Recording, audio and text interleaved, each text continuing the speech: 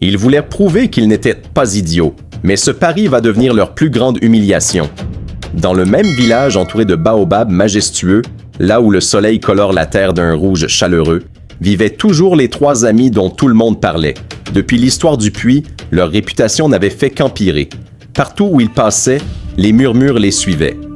Au marché, près du puits, même les enfants chantaient en jouant « Les trois idiots! Les trois idiots! » Bako faisait semblant de ne rien entendre. Tano baissait les yeux. Kofi riait nerveusement, mais au fond d'eux, leur fierté était blessée, sous le grand manguier. Un après-midi chaud, ils étaient assis sous leur arbre habituel. Le silence était lourd. Bako frappa le sol avec un bâton. « Assez, dit-il soudainement. Nous ne sommes pas des idiots.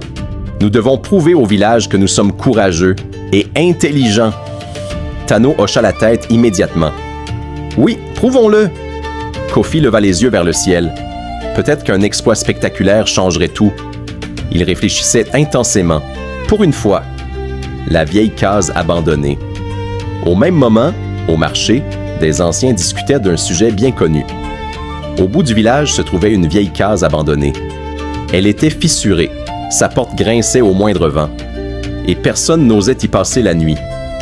On racontait qu'on y entendait des bruits étranges, des ombres mystérieuses, des pas dans le noir.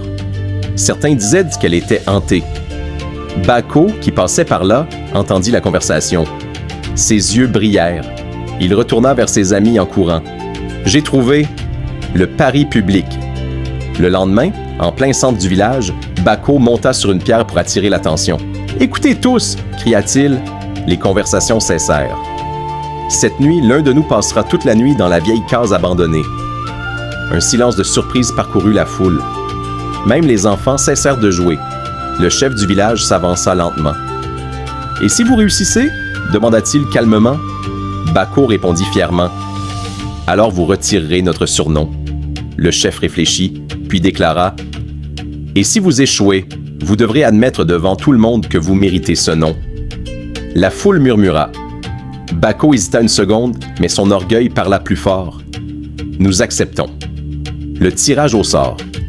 Le soleil descendait lentement. Les trois amis se retrouvèrent seuls.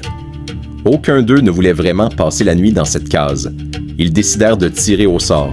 Un petit caillou blanc, 2 cailloux noirs. Tano tira le caillou blanc. Son visage pâlit. Bako posa une main sur son épaule. « Sois courageux. Nous serons près de toi. » Mais même sa voix tremblait légèrement. La nuit tombe. La lune éclairait faiblement le village. Les habitants s'étaient rassemblés à distance pour observer. Tano marchait lentement vers la case abandonnée. Chaque pas semblait plus lourd que le précédent. Le vent soufflait doucement. La porte grinça lorsqu'il l'ouvrit. Un frisson parcourut son dos. Il entra. La porte se referma derrière lui. Dans l'obscurité, à l'intérieur, l'air était poussiéreux. Une petite lampe à huile éclairait faiblement les murs fissurés. Chaque ombre semblait vivante. Chaque bruit semblait amplifié. Un hibou ulula au loin. Tano sursauta. « Ce n'est rien, ce n'est rien !» murmura-t-il. Le vent fit bouger le toit. Un morceau de bois tomba dans un coin. Il retint un cri. Son imagination commença à lui jouer des tours. Il pensa voir une silhouette, puis une autre. Son cœur battait si fort qu'il pouvait l'entendre. La panique. Soudain, un chat noir sauta par une petite ouverture. Il renversa une calebasse. Le bruit résonna violemment. Tano hurla « Un esprit !» Sans réfléchir, il se leva, renversa la lampe et se précipita vers la sortie. Il courut aussi vite qu'il le pouvait. Sans se retourner, l'humiliation. Les villageois virent Tano arriver en courant, couvert de poussière. Certains comprirent immédiatement. Les rires éclatèrent. Bako tenta de sauver la situation. Il inspectait simplement les lieux. Kofi ajouta maladroitement « Oui », pour s'assurer qu'il n'y avait pas vraiment d'esprit.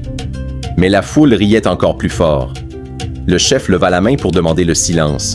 Le verdict. Le chef regarda les trois amis.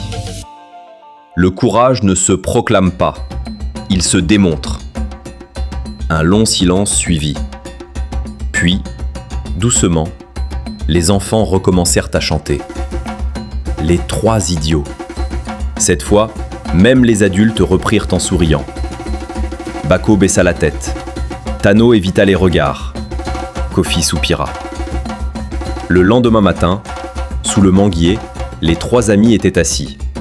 Fatigués, humiliés, mais toujours ensemble. Après un long moment, Bako parla. « Nous avons peut-être perdu cette fois. » Tano regarda ses mains. Kofi leva les yeux. « Mais nous ne pouvons pas abandonner. » Un petit sourire apparut sur le visage de Bako. « J'ai déjà une nouvelle idée. » Tano et Kofi se regardèrent. Un mélange de peur et d'excitation. Au loin, le soleil se levait. Le village reprenait vie. Et quelque part dans l'air, flottait une vérité simple. L'orgueil pousse souvent à prendre des décisions irréfléchies. Mais parfois, les erreurs sont les premières marches vers la sagesse. La question reste entière. Les trois idiots apprendront-ils un jour ? Ou continueront-ils à confondre peur et courage, encore et encore ? Car ceci n'était que le deuxième chapitre de leurs incroyables aventures. N'oubliez pas de vous abonner pour la prochaine épisode et donnez-moi le nom de votre pays en commentaire.